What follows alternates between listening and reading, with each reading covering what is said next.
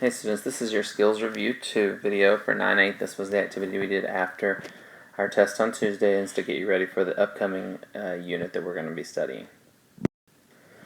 Alright, this is kind of a review of the things we were just doing. It says 7 is at most. So at most, if you have to be at most 42 inches to ride or to play on the playground, at most means that you have to be less than or equal to that number. So 7 is at most the quotient.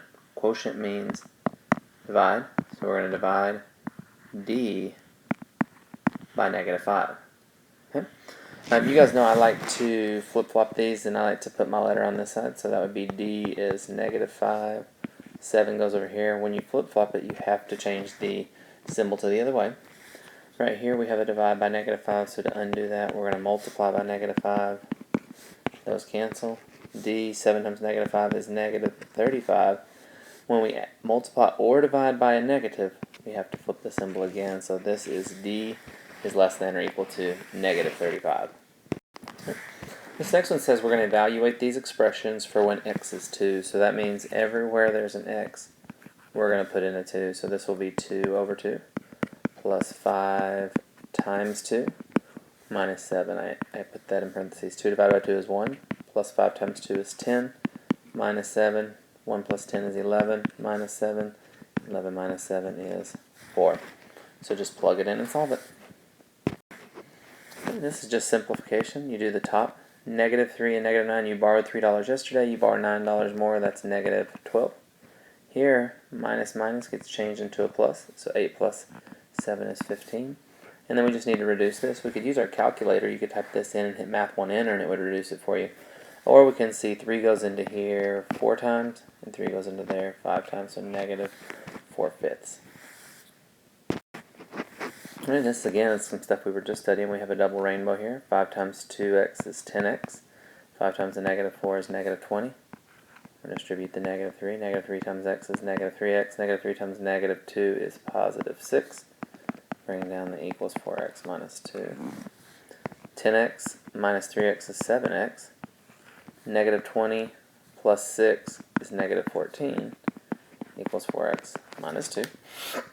You guys know I like to get my x's on the left, so I'm going to minus 4x to both sides. So that becomes 3x minus 14 equals -2. Plus 14 to both sides because I'm trying to get my numbers to the other side. 3x equals 12. Divide both sides by 3. And x equals 4. Alright, this is about, we're going to do y-intercept up here at the top, and then these questions talk about slope down at the bottom of the page. So you'll just have to figure out where that goes, slope for number 8 and slope for number 9. So y-intercept is where the line crosses the y-axis. So the line crosses the y-axis right there. So that's -1, -2, -3. So -3 goes there. 0, -3 is how we write the y-intercept for that one. Okay. On this one, it crosses right there. So that's 1, 2, 3. That's 0, +3 for the y-intercept. It's where our line crosses the up and down line. Our line crosses the up and down line. For slope, we do rise over run. And so we do that by picking 2 points. And we count. We always start with the left point, and we count rise 0, because we don't have to go up any, over 2.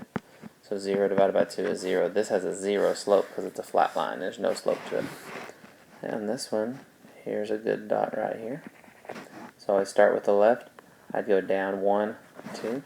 So my rise is down 2 over 1, 2, 3, over 3, and that is simplified. So that's a negative slope because it goes downhill. This is a flat slope, so it's 0. Okay? Positive slopes go uphill. Undefined is vertical, and I don't think this one had a vertical. Alright, that's the end of it.